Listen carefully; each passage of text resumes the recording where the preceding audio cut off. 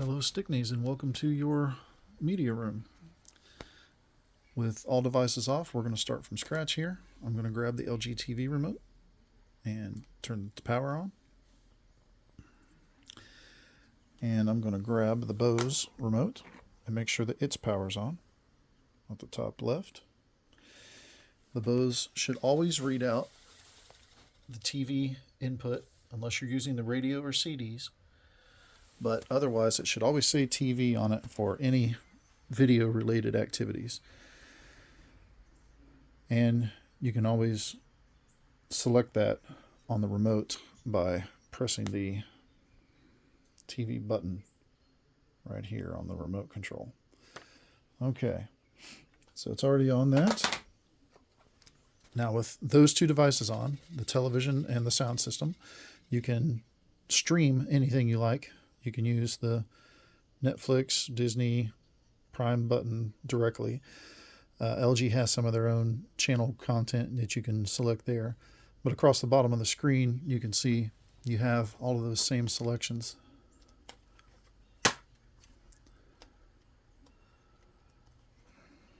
This LG remote is not a happy camper for some reason. It's been intermittent in its response to control.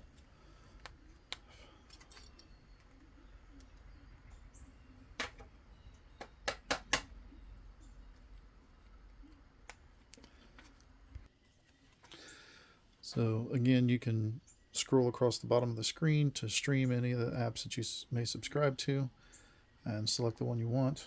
We're going to go ahead and just hit the Netflix button here.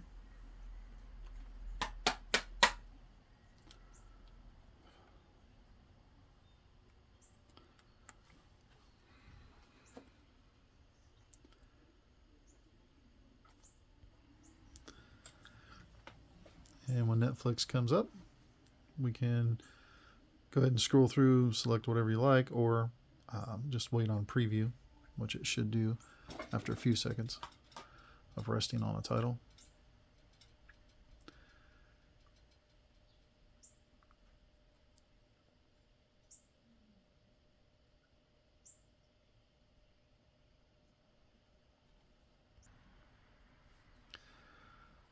So if you just rest on the title for a few moments, it will go ahead and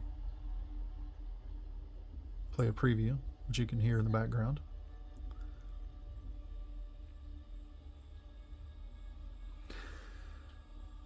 And assuming that you're done with streaming or you would like to move to one of your source components, on the remote control at the top right, you have the source button.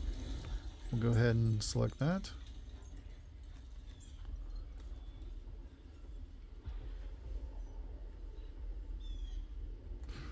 And here we can scroll over to the various inputs. HDMI 1 is your cable box. So I'm going to select on that. And now I can grab the cable box remote and making sure that it's in cable box control mode by tapping the cable button. I'm going to turn the power on to the cable box with just the power button. We're not using system on and off in this situation. And now, of course, we have that on screen. You know how to operate your cable box with the guide, etc., etc. Cable box remote cannot control the volume of the Bose. So in every activity, you will use the Bose remote to control the volume. That's your cable box. Again, the Bose stays on the TV input because whatever the TV is doing is what the Bose sound is outputting. So whether the TV is streaming, whether the TV is watching the cable box, whether the TV is watching the Blu-ray player, it's always on TV for any video related activity. So if we wanted to go to the Blu-ray player, we're done with the cable box. Again, I would grab the LgTv remote, tap the source button at the top right, and scroll over to the Blu-ray disc player. Input. I'm going to grab the Blu-ray player remote and I'm going to turn its power on with the power button at the top right, or I could put a disc in and it would automatically start to play. Any of those things would turn it on.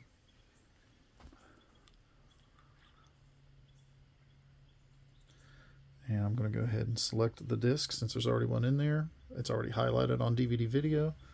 So I'll go ahead and hit OK. I'll point it at the floor because the Blu-ray player is down there. And we have sound and picture for the Blu-ray player.